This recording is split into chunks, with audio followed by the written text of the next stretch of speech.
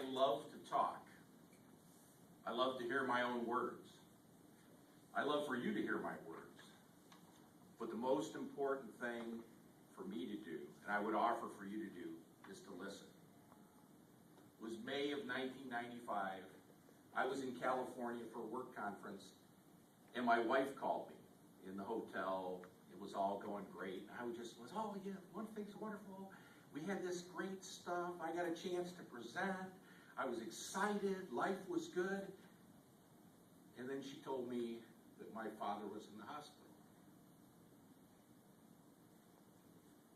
And I didn't know how to process that because I really wanted to talk about my story.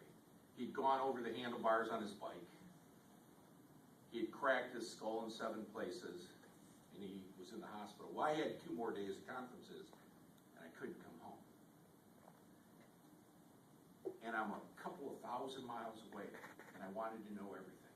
Well, when I got back, I got to the hospital, and my dad, although his head was cracked in 7 places, which some say I share genetically with him from that same thing. I've got a cracked head too. He would get up in the middle of the night and wander the hospital. So the hospital people were a little bit crazy about that. They're like, old guy, cracked head, wandering the floor, not a good thing. So they asked if somebody could stay the night. So I came and I'd spend the night, and I'd sleep on a little couch, and when he'd get up out of bed, I'd hop up and go, Dad. He'd say, John, what are you doing here? And I'd explain to him that he'd had a bike accident, his head was cracked, and you know, that these things came. Well, he mentioned to me that he couldn't really lift his arm. I said, well, could you lift your arm before? And he said, yeah, pretty much. I said, why have you told the doctor? He said, nah, I didn't want to bother him. He's busy. So the doctor came the next morning, and he said, how's everything? And my dad goes, everything's great. I said, well, Dad, doesn't your shoulder hurt? And he said, yeah. And then so the doctor did another MRI, and they found out he had a broken neck. So he's been in the hospital for 6 or 7 days with 7 cracks in his head and a broken neck, and they didn't even know it. They put in a titanium rod and a couple of screws, and then the really fun thing happened. One of his screws came loose.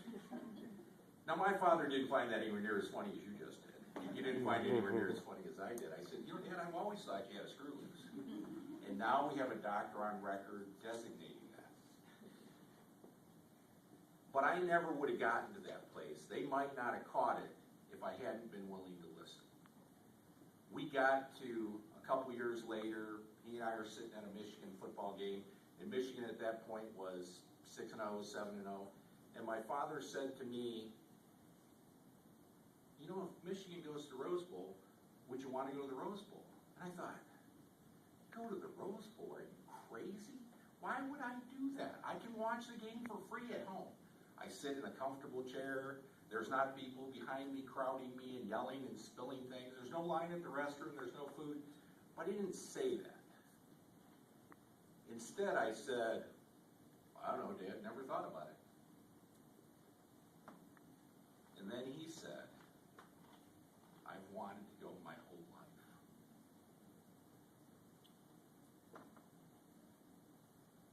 And my paradigm changed drastically in that moment. Because now, this wasn't just a football game. This was a once-in-a-lifetime opportunity with my father. So I went home and talked to my wife and said, if Michigan wins the Big Ten, I'd like to go to the Rose Bowl. And she says, what do you mean if you can get a reasonably priced ticket? And I said, well, yeah. But we had different definitions. My idea of a reasonably priced ticket was if I sell my car and walk to work. Her idea of reasonably priced ticket was a couple $100.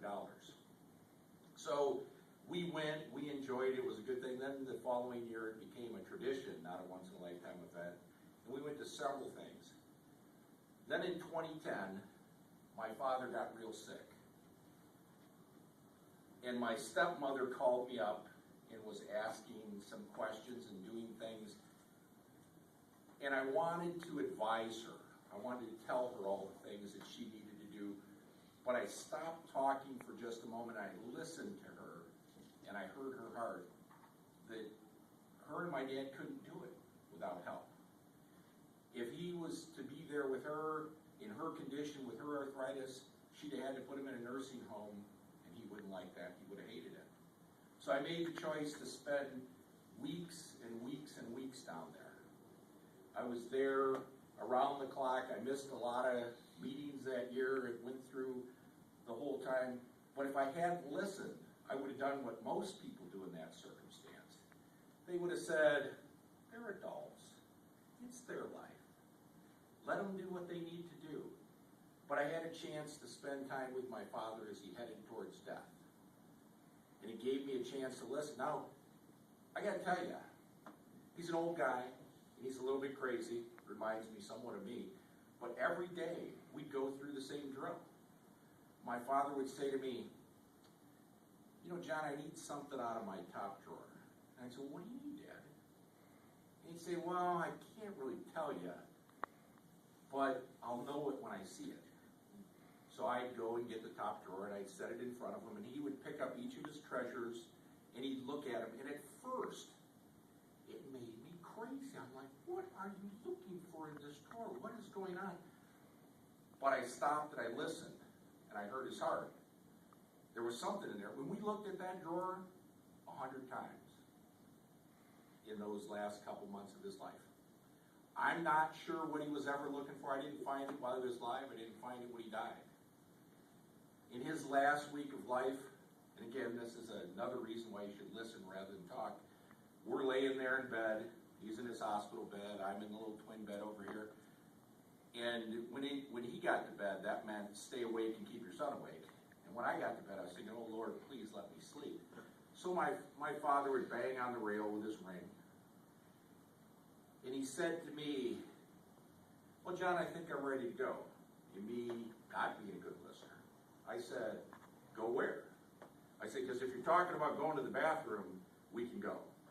If you're talking about getting out of bed and going somewhere else, we ain't getting out of that bed until 7 in the morning. That's our timetable, Dad.